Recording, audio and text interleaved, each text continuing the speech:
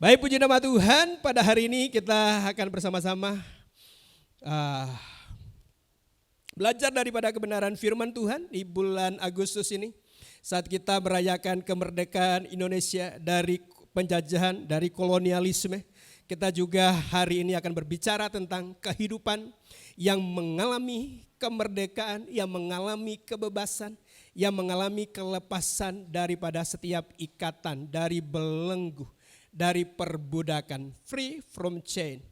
Yuk sama-sama kita akan membaca bagian firman Tuhan dari kitab Keluaran pasal 16 ayat 1 sampai 9. Kitab Keluaran pasal 16 ayat 1 sampai 9 kita akan baca secara berganti-gantian. Saya ayat-ayatnya yang ganjil, kemudian jemaat ayat genap.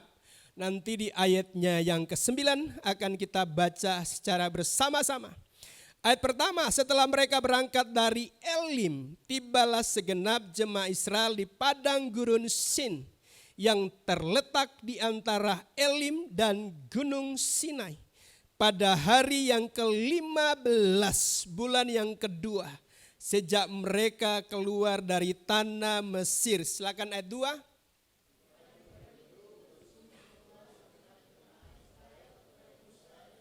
Ayat 3, dan berkata kepada mereka, kalau kami mati tadinya di tanah Mesir oleh tangan Tuhan ketika kami duduk menghadapi kuali berisi daging dan makan roti sampai kenyang. Sebab kamu membawa kami keluar ke padang gurun ini untuk membunuh seluruh jemaah ini dengan kelaparan. Silakan ayat 4.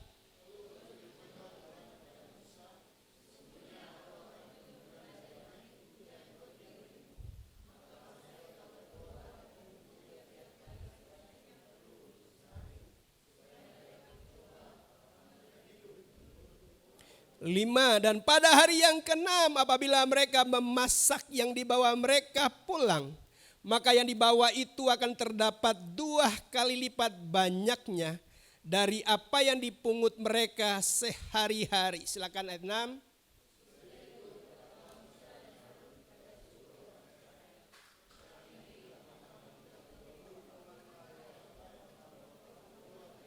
Ayat 7, dan besok pagi kamu melihat kemuliaan Tuhan karena ia telah mendengar sungut-sungutmu kepadanya.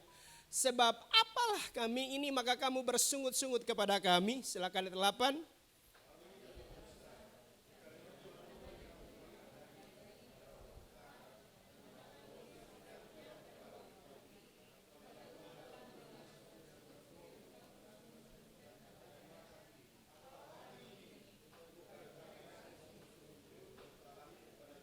Ayat 9 bersama-sama, kata Musa kepada Harun, katakanlah kepada segenap jemaah Israel, marilah dekat ke hadapan Tuhan, sebab ia telah mendengar sungut-sungutmu.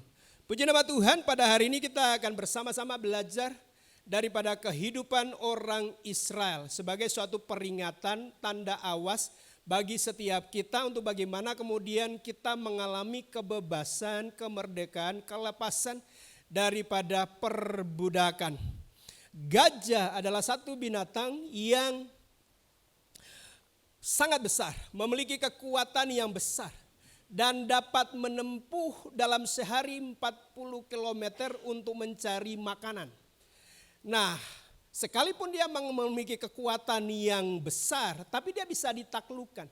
Orang penakluk gajah liar, dia akan menembakkan bius ke tubuhnya, membuat gajah itu tertidur dan kemudian mengikatkannya dengan rantai. Ya. Setelah dia siuman ya, dari pengaruh obat bius itu, maka dia berupaya untuk berjalan. Ya. Dan rantai itu akan menghalangi dia sehingga membuat dia akan terjatuh. Bangkit lagi, bangun lagi dan jatuh lagi sampai dia kecapean. Saat di titik dia mengalami keletihan seperti itu, maka kemudian penjinak daripada gajah ini akan datang memberikan makanan. Nah, begitulah yang dilakukan oleh penjinak daripada gajah ini secara terus-menerus selama 2 minggu. Ketika 2 minggu dia akan melepaskan rantai besi itu dan digantikan dengan tali yang tipis. Nah, apa yang terjadi, saudara? Sebetulnya gajah itu bisa saja melepaskan diri, tapi ternyata enggak. Kenapa? Karena sebetulnya pikirannya telah terantai, saudara. Selama 2 minggu dia bergantung kepada penjinak daripada gajah, maka kemudian itu terpatri, terekam, dan kemudian dia menjadi gajah yang akhirnya bisa ditundukkan atau dijinakan oleh penjinak daripada gajah. Nah, kita boleh melihat kehidupan daripada orang Israel, saudara, seperti gajah ini. Mereka sebetulnya telah dibebaskan oleh Tuhan. Tuhanlah yang mengambil inisiatif untuk membebaskan mereka keluar dari perbudakan. Keluar daripada suatu kehidupan yang membuat mereka menjerit kepada tanah yang telah dijanjikan dengan sumpah kepada Abraham, Ishak dan Yakub, yaitu nenek moyang mereka. Di dalam proses perjalanannya secara fisik, secara jasmani, mereka telah keluar dari Mesir.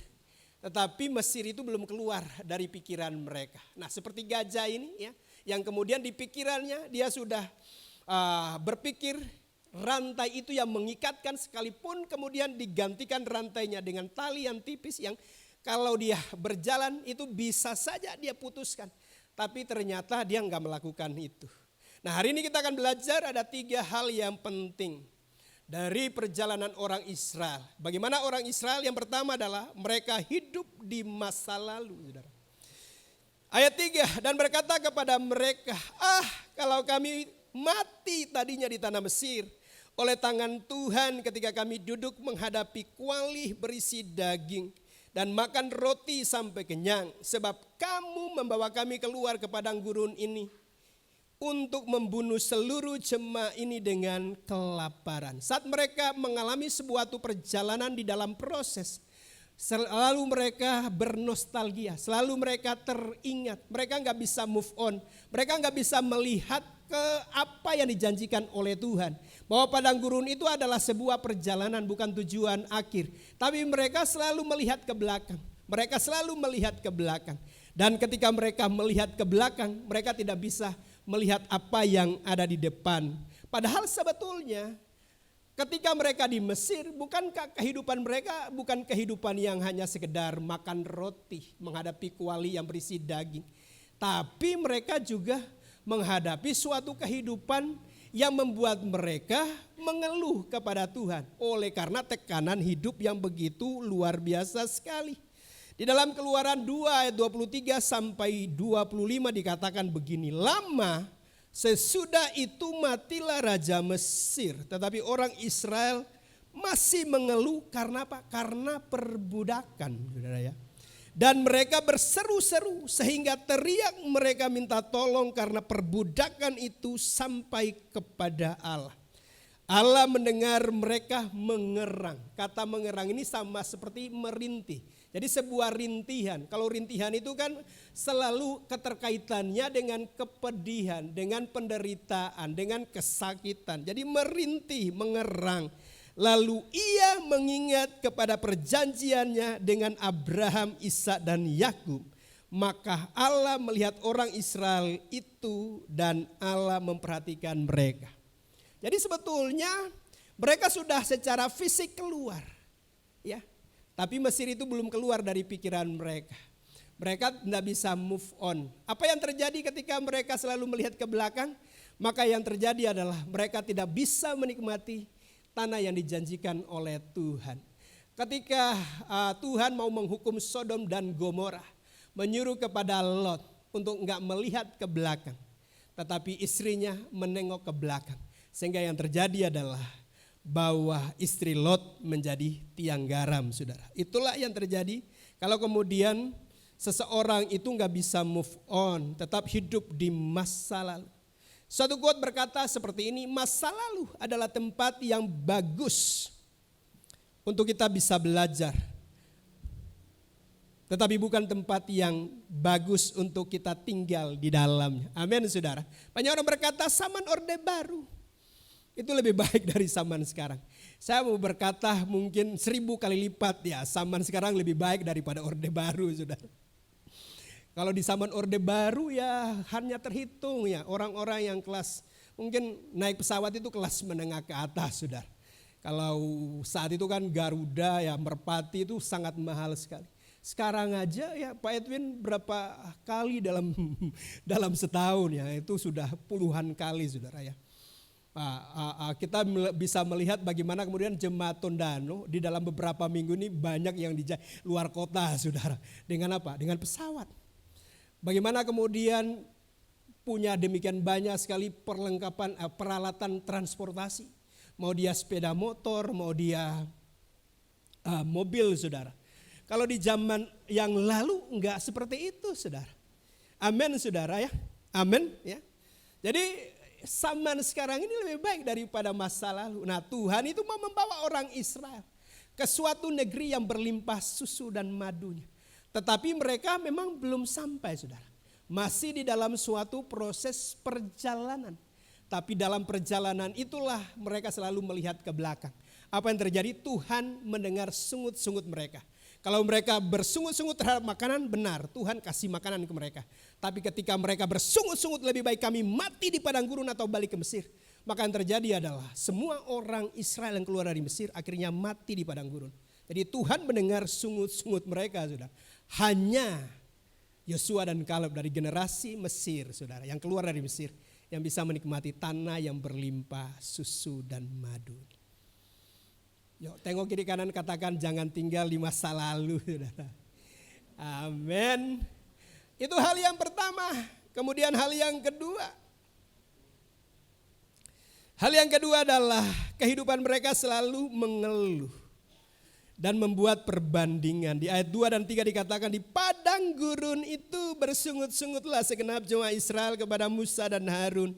Dan berkata kepada mereka, kalau kami mati tadinya di tanah Mesir oleh tangan Tuhan. Ketika kami duduk menghadapi kuali berisi daging dan makan roti sampai kenyang. Sebab kamu membawa kami keluar ke padang gurun ini untuk membunuh seluruh jemaah ini dengan kelaparan. Nah kita bisa melihat bahwa kecenderungan daripada orang Israel ini selalu mengeluh. Saat di Mesir mereka mengeluh, minta dibebaskan. Dan Tuhan mendengar akan jeritan mereka, rintihan mereka, mengeluarkan mereka. Tapi di dalam proses perjalanannya ketika kemudian situasi yang mereka alami mungkin situasi yang sulit saudara. Maka mereka juga mulai mengeluh. Padahal sebetulnya perjalanan mereka bukan desain daripada manusia. Tuhan sendirilah yang merancangkan. Nah kalau Tuhan yang merancangkan, setiap proses itu pasti akan ada solusinya. Ada jalan keluarnya. Buat orang Israel sepertinya tidak cukup. Bagaimana suatu pernyataan Tuhan yang begitu luar biasa di dalam kehidupan mereka saat Mesir ditulahi dengan 10 tulah. Dan itu tidak terjadi di perkemahannya orang Israel di tanah Gosen. Bagaimana kemudian tulah pertama sampai yang ke-10 itu menimpa Mesir. Dan itu sama sekali tidak pernah menimpa orang Israel. Bukankah itu sudah cukup memberikan kepada mereka suatu keyakinan, kepercayaan. Bahwa Tuhan bisa memberkati kehidupan mereka. Meluputkan daripada setiap tulah, daripada setiap kecelakaan. Bahkan dalam perjalanan mereka saat melewati Laut Teberau. Bagaimana kemudian Tuhan menyatakan kemuliaannya yang begitu luar biasa. Saat mereka melihat di depan itu ada laut, di kiri kanan padang gurun, dan kemudian ada tentara Mesir datang. Saudara. Itu kan situasi yang mungkin mencekam, membuat mereka takut. Bahkan Musa kemudian berseru-seru, tapi lihat pernyataan Tuhan. Maka kemudian Tuhan memerintahkan kepada Musa untuk mengambil tongkatnya, memukulnya ke laut itu. Dan laut itu kemudian terbelah. Dan orang Israel berjalan di atas tanah saudara. Dan kiri kanannya laut itu menjadi tembok. Bukankah itu sesuatu hal yang dahsyat sekali saudara ya. Mungkin satu orang Israel lagi jalan begini ya tiba-tiba ada ikan bisa ditangkap seperti itu saudara ya. Nah perhatikan saat mereka lagi jalan itu kan tentaranya kemudian menyusul saudara. Apa yang terjadi? Tuhan membuat suatu kegelapan. Di dalam perbatasan antara bagian ujung daripada orang Israel dengan bagian depan daripada tentara Mesir. Jadi yang satu tidak bisa mendekati sepanjang semalam-malaman. Dan kemudian apa setelah itu Tuhan melihat kepada kuda dan keretanya saudara ya. Dan membuat kemudian perjalanan yang menjadi sangat berat sekali. Dan mereka mau hendak balik.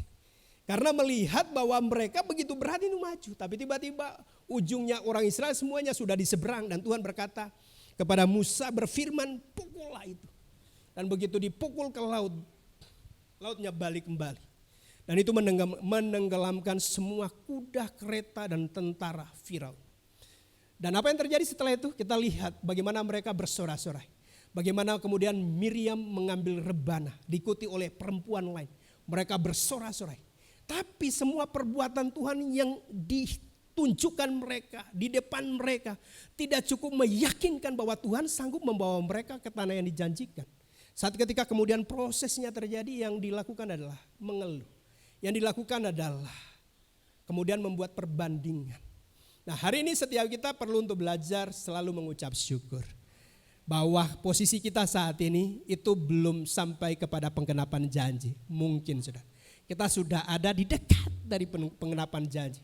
Jadi kalau kemudian prosesnya, perjalanannya sepertinya ini kering. Sepertinya ini suatu yang begitu sulit sekali. Percayalah bahwa itu adalah bukan akhir, saudara. Itu adalah sebuah perjalanan menuju kepada kelimpahan. Amin, saudara. Jadi kalau hari-hari ini kita mengalami situasi yang sulit, tetap mengucap syukur kepada Tuhan. Karena kalau kita selalu mengeluh kepada Tuhan, yang terjadi adalah setidaknya ada 3 dampak negatifnya. Maka kita akan merasa tidak puas dan akan kehilangan rasa syukur terhadap berkat yang telah Tuhan berikan dalam hidup kita. Yang kemudian yang kedua adalah mengabaikan berkat dan peluang yang ada di hadapan kita. Orang Israel kan sebetulnya akan dibawa ke tanah perjanjian. Tapi peluang itu akhirnya bisa musnah, saudara, sirna daripada kehidupan mereka. Kemudian yang ketiga adalah mempengaruhi sikap dan kualitas hubungan kita dengan Tuhan dan orang lain. Membuat kita enggak lagi percaya sepenuhnya kepada Tuhan. Ketika kemudian kita itu selalu mengeluh, selalu membuat perbandingan dengan yang lain. Kenapa yang lain sepertinya secara jasmani diberkati, kenapa aku belum? Setiap kita memiliki jalurnya masing-masing, saudara. Saya tidak akan membandingkan dengan pendeta siapapun tentang perjalanan hidup mereka. Mau mereka secara jasmaninya kelihatannya memiliki ini dan ini, saudara ya. Saya tetap harus ada di dalam jalur menikmati setiap anugerah yang Tuhan berikan dalam kehidupan saya.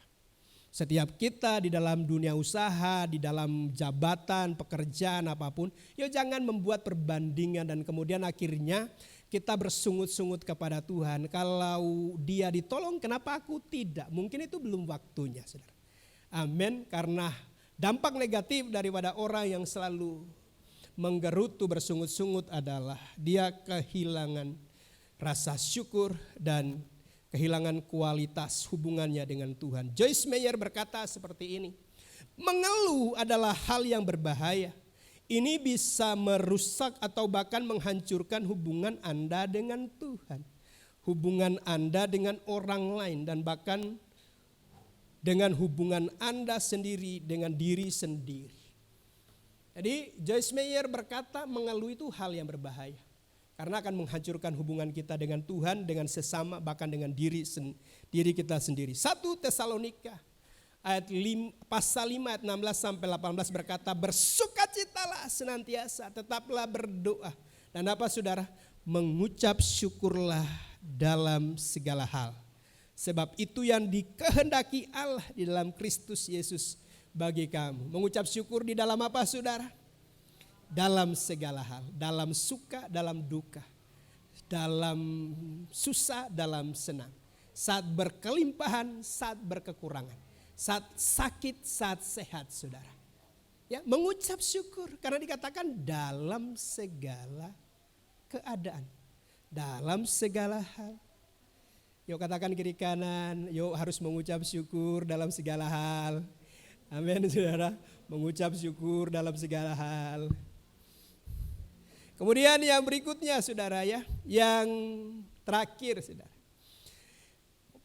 Orang Israel ini yang terakhirnya adalah tidak taat. Beberapa contoh saudara ya. Di ayat 5-nya dikatakan begini. Dan pada hari yang ke-6 apabila mereka memasak yang dibawa mereka pulang, maka yang dibawa itu akan terdapat 2 kali lipat banyaknya dari apa yang dipungut mereka sehari-hari. Jadi Tuhan itu akan menurunkan mana. Mana itu akan ada dekat dengan perkemahan orang Israel. Disuruh dari hari pertama sampai hari yang kelima mereka memungut cukup hari itu. Kalau kemudian memungut lebih, apa yang terjadi? Mau disimpan pada besok hari, maka dia akan jadi busuk dan berulat, saudara ya. Tapi ketika hari ke-6 menjelang Sabat, maka akan ada 2 kali lipatnya, saudara ya. Jadi harus dipungut 2 kali lipat. Maka yang terjadi kalau itu dibiarkan pada keesokan harinya, enggak berulat, enggak busuk. Tujuannya apa? Tujuannya supaya mereka merayakan atau mereka mengingat Sabat pada hari yang ke-7, saudara ya. Jadi Sabat. Jadi hanya 6 hari lamanya mereka bekerja, tapi hari yang ke-7 hari yang dimuliakan, dikuduskan oleh Tuhan. Nah demikian dengan mana, saudara ya. Jadi mana itu diberikan tiap-tiap hari, tapi ada porsi ganda, yaitu hari yang ke-6 porsi ganda. Buat bekal untuk hari yang ke-7. Tapi orang Israel itu enggak sepenuhnya, enggak semuanya sih, tapi enggak sepenuhnya taat kepada apa yang sudah disampaikan Tuhan melalui Musa. Di dalam Keluaran 16 ayat 26 sampai 27 dikatakan begini. 6 hari lamanya kamu memungutnya. Tetapi pada hari yang ke-7 ada apa, saudara? Sabat. Maka roti itu tidak ada pada hari itu. Tetapi ketika pada hari ke-7 ada dari bangsa itu yang keluar memungutnya, tidaklah mereka mendapatnya. Udah diberitahu. Ya, hari ke-7 enggak akan ada ya mana, saudara ya. Tapi mereka mau memungut. Dan yang Tuhan lakukan di sini adalah memberikan porsi ganda di hari menjelang Sabat. Nah itu sebabnya setiap kita itu perlu, saudara, ada waktu untuk rest in God. Amin, saudara.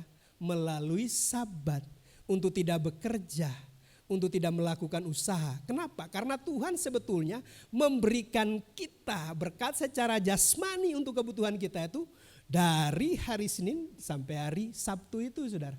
Bahkan kemudian untuk kebutuhan pada hari Sabat itu udah dikasih di dalam 6 hari itu, saudara.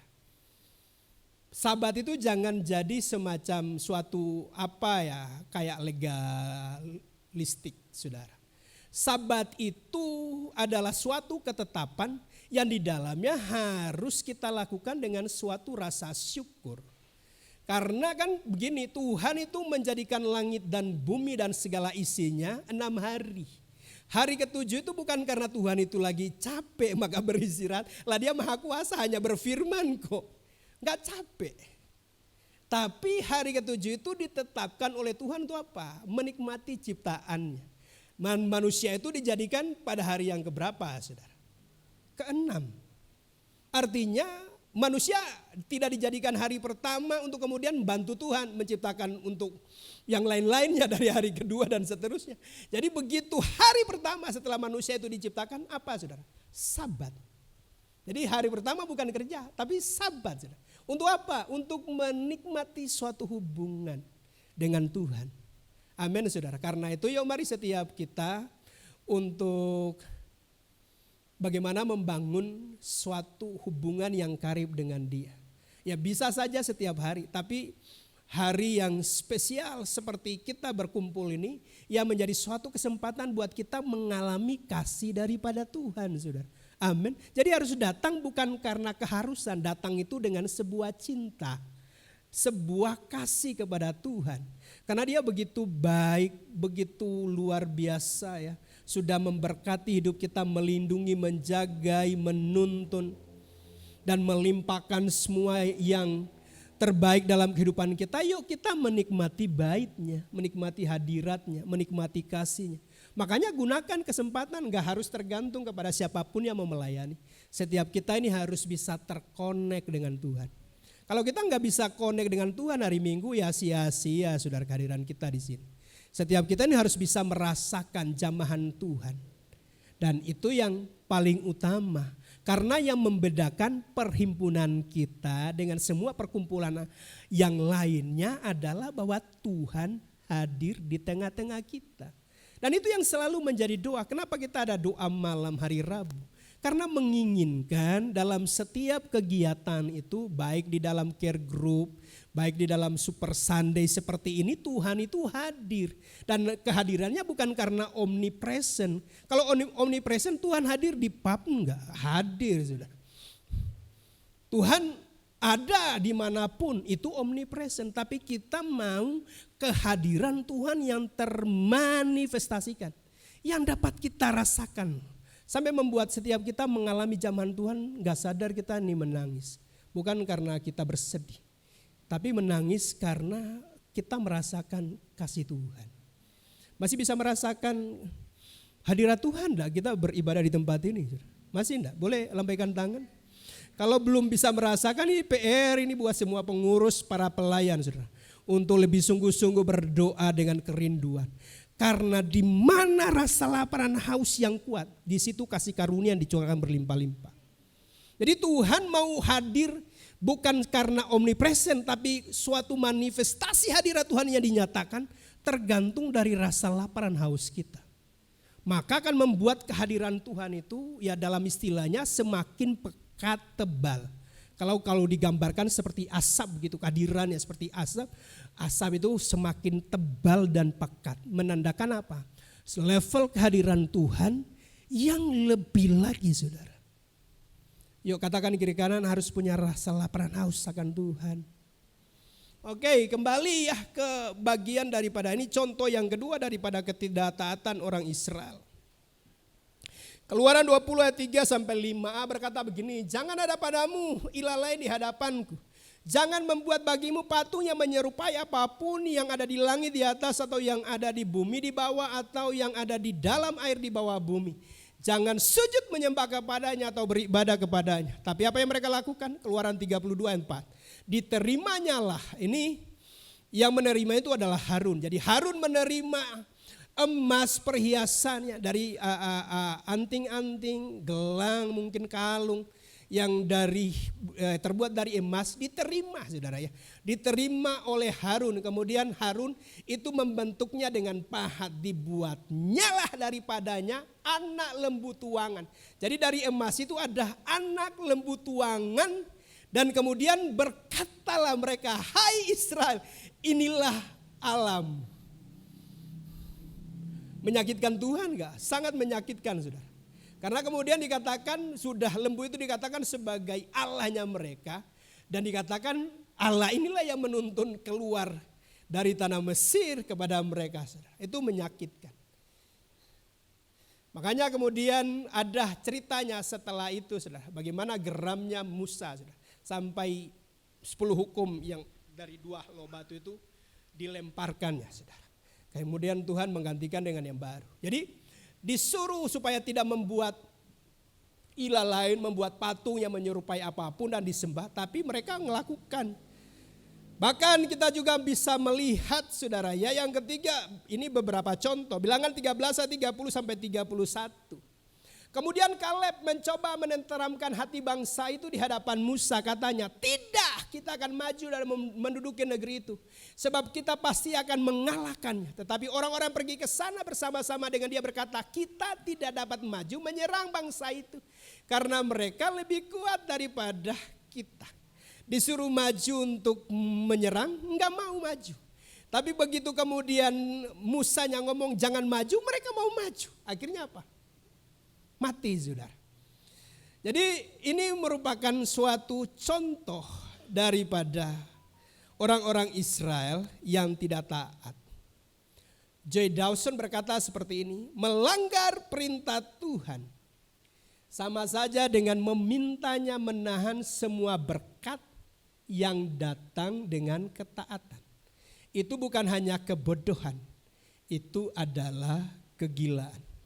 Jadi kalau setiap kita itu enggak taat, itu artinya kita menahan berkat. Kalau berkat itu datang oleh karena ketaatan. Kalau kita enggak taat, itu kita menahan berkat.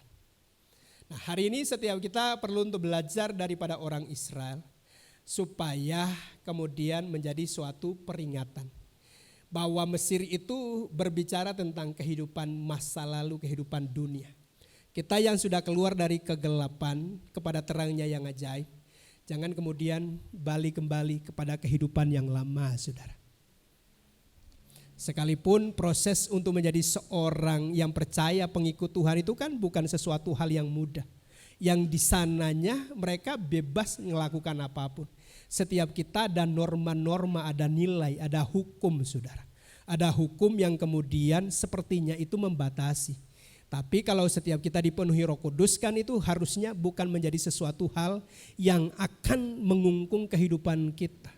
Karena hukum itu mengikat, tapi Roh memerdekakan. Dan kasih Tuhan yang memerdekakan kita. Kristus yang memerdekakan kita dari hukum Taurat, dari dosa. Yuk mari jangan sampai kita dikenakan kuk perhambaan. Kalau kemudian perjalanan orang Israel keluar daripada dunia, sebetulnya mereka belum sampai kepada suatu janji daripada Tuhan itu, prosesnya. Nah, setiap kita sebagai seorang Kristen, jangan mau lagi dikenakan kuk perhambaan, kuk dosa belenggu. Apapun yang terjadi di masa lalu kita, yuk mari kita tinggalkan untuk berlari kepada panggilan. Paulus berkata, aku melupakan apa yang ada di belakangku dan berlari-lari kepada panggilan yang ada di depanku. Selalu kita harus mengucap syukur. Amin, saudara. Mengucap syukur dalam segala hal. Apa yang kita alami dalam kehidupan kita, yuk mengucap syukur. Harus kemudian mentaati apa yang Tuhan perintahkan. Jangan sampai kemudian kita menjadi orang yang selalu tidak taat. Amin, saudara. Dan kemudian jangan selalu kita membuat perbandingan kehidupan kita dengan orang lain. Atau selalu kemudian hidup di masa lalu kita. Yuk mari bisa move on. Tuhan telah memerdekakan kita. Dan Dia memberikan kepada kita kehidupan yang berkelimpahan kelak di kemudian hari.